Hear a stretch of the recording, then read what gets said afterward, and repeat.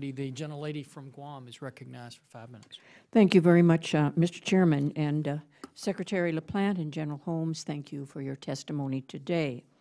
As we proceed with the engineering development of the LRSB, what are some of the strategies that have gone into developing the $550 million average procurement unit cost cap that you have set? Are you expecting to pursue an arrangement similar to the KC-46, utilizing a fixed-price procurement vehicle?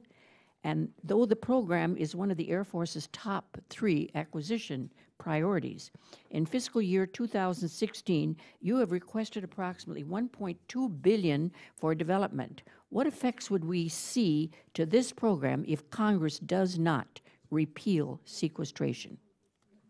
Let me answer the last point first. The effects of sequestration are on all these programs is there. We in the Air Force have done our best, and so far we've been successful. It's even in the sequester years that we've had, we've protected for the most part F-35, the tanker, KC-46A, and LRSB. We'll continue to do it, but I will say this. I think if the sequester happens, a lot of these programs once again are going to put under tremendous stress. The munitions programs will be put under tremendous stress. But we try our best to protect those big 3, but we can't promise that they'll be protected. Let me get at some of the other parts of the LRSB. The one question that you asked essentially was, in the development, and we're in the development, or about ready to start the development part of that program, are we going to go for a fixed price development program like the tanker or not? I think the short answer is, and now I'm going to talk generically in acquisition theory, if you can bear with me. The theory behind when you do fixed price in say, development versus cost plus, which is kind of the classic thing, tends to come down to how confident are you in the technologies you're developing, and fundamentally on your cost estimating on those technologies. To be very simple, if you're developing something that's very cutting edge, it's very hard to estimate how much it's going to cost because you're actually developing something cutting edge. That's why we tend to go cost plus. If you're developing something that is based heavily on, say, a commercial item, something we have high confidence that we know how much it should cost, then we feel much more comfortable going to fixed price development. Now, here's why it matters.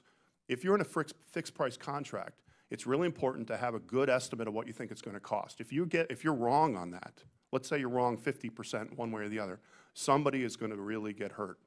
Right? If you're wrong, if the contractor ends up 50% over at a fixed price, they're very hurt and they may not survive. The program may not survive. The opposite, we would get rightfully criticized to say, why are you giving a windfall, buying something for twice the price that it cost? So you really want to have a good idea on the cost estimate and the development.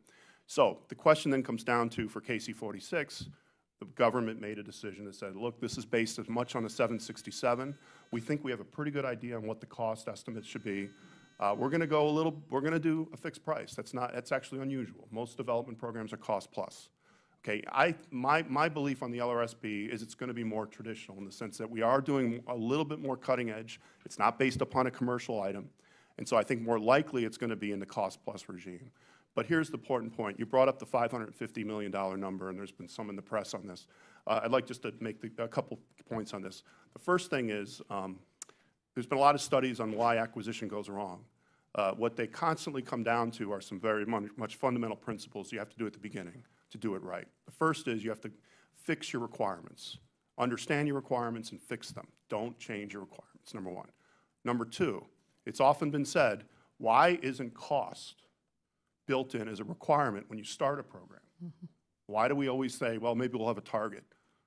Number three, what we also see when programs don't do well is we typically try to put too much into the program, and the program usually gets slid to the right, more gets put in, and you end up in this circle. So what we've done with LRSB, and it wasn't me or General Holmes, it was our predecessors, back in 2010, they set the program up to exactly address all of those issues. Number one, they said, we're going to make the cost a requirement.